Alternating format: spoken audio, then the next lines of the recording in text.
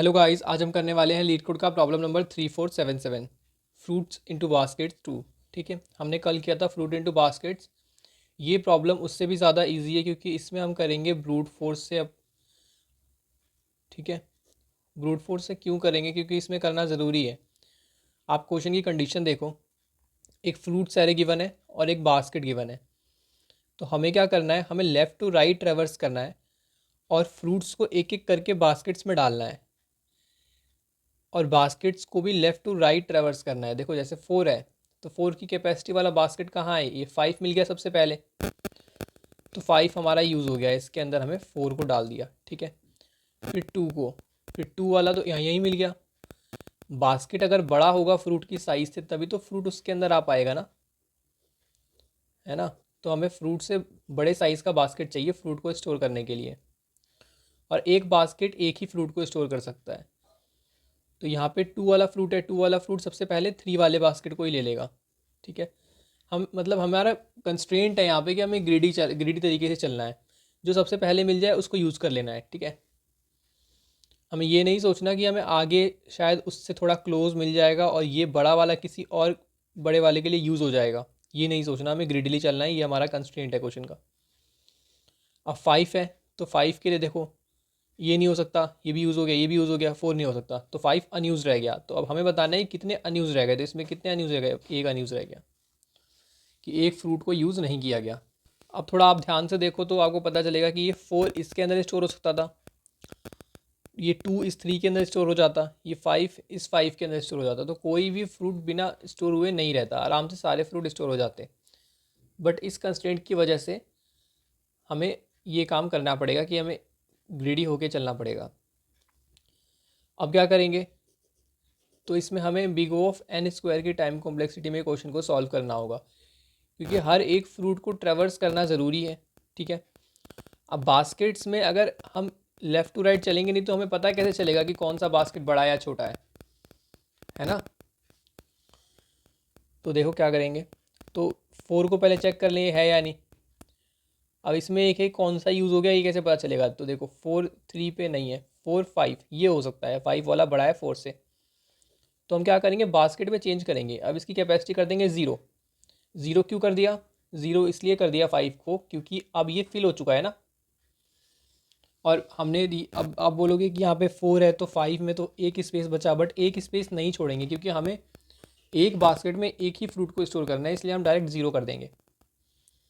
फिर अगले आइट्रेशन में हम पूछेंगे कि वो 0 तो नहीं है।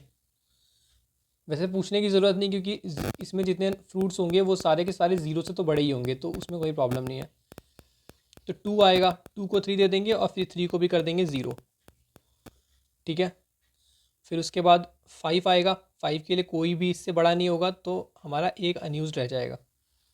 आपको अप्रोच समझ में आ गई? अब इस लॉजिक को हम कोड में कैसे कन्वर्ट करेंगे वो देख लेते हैं। तो देखो, हमने फ्रूट्स एरे पे ट्रैवर्स कर लिया और बास्केट पे ट्रैवर्स कर लिया। फ्रूट हमारा आउटर लूप है, बास्केट हमारा इनर लूप है।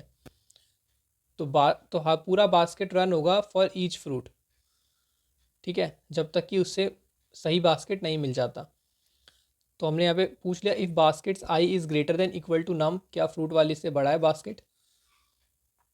अगर है तो बास्केट के साइज़ को हमने 0 कर दिया, काउंट को इंक्रीज़ कर दिया कि मतलब स्टोर हो गया, और मिल गया तो ब्रेक कर दिया। ऐसे ये काउंट स्टोर होता जाएगा क्योंकि काउंट जो है वो ये बताएगा कि इतने नंबर ऑफ़ फ्रूट्स स्टोर हो गए हैं, तो कितने स्टोर नहीं हुए हैं ये निकालेंगे fruits dot length minus count से। टोटल में से अगर निकाल देंगे कि कितने स्टोर हो चुके हैं तो हमें मिल जाएंगे कि कितने स्टोर नहीं हुए हैं। देखो इसका एक बार ट्राई रन करके समझ लेते हैं। 4 2 5, आपको अब तक समझ तो ये आ गया होगा पर एक बार कर लेते हैं। देखो इस फ्रूट के लिए 4, तो 4 के लिए खोजना शुरू करेगा इस लूप में, तो 3 पे आएगा, 3 इससे बड़ा नहीं है। फिर 5 पे आएगा, 5 इससे बड़ा है। तो ये सबसे पहले बास्केट आई को 0 कर देगा, तो 3 0 हो गया, 4 हो गया, काउंट यहाँ पे 0 से 1 हो गया, और यहीं से लूप हमारा ब्रेक हो गया। ब्रेक हो गया तो अब अगले पे जाएगा, फ्रूट्स वाला लूप रन होगा बाहर वाला। 2 के लिए देखते हैं, सबसे पहला ही मिल गया 3, तो सबसे पहले इसको 0 कर देंगे, काउंट को 2 कर देंगे और फिर ब्रेक करके 5 पे आ जाएंगे। 5 पे आ गए। 5 पे आने के बाद अब वापस चलेंगे इसके अंदर, तो ये 0 छोटा है, 0 छोटा है, 4 छोटा है, तो ये सारा जे लूप, ये आई वाला लूप सारा का सारा चल गया है ना लास्ट तक, बट हमें नहीं मिला। तो फ्रूट्स अब आगे बढ़ेगा नहीं, आगे तो कोई है ही नहीं। तो फ्रूट की लेंथ क्या है 3 और काउंट क्या है 2, तो एक फ्रूट अनस्टोर रह जाएगा 5 वाला। इसकी टाइम कॉम्प्लेक्सिटी क्या होगी? टाइम कॉम्प्लेक्सिटी होगी big O of n square. ठीक है, मैं मान के चल रहा हूँ कि इन दोनों की लेंथ n है, अगर इनकी लेंथ nm है तो nm हो जाएगी टाइम कॉम्प्लेक्सिटी। ठीक है, और स्पेस कॉम्प्लेक्सिटी क्या होगी? बिग O ऑफ 1, क्योंकि हमने इसमें कोई भी एक्स्ट्रा स्पेस यूज़ नहीं की है, हमने एरे में ही कन्वर्जन करके काम कर लिया है। नहीं तो हम यूज़ कौन सा हो गया है इसका ट्रैक रखने के लिए हैश सेट का यूज़ करते, बट उसकी ज़रूरत नहीं है यहाँ पे। तो गाइज़, अगर आपको वीडियो हेल्पफुल लगा हो तो वीडियो को लाइक करें और चैनल को सब्सक्राइब कर लें।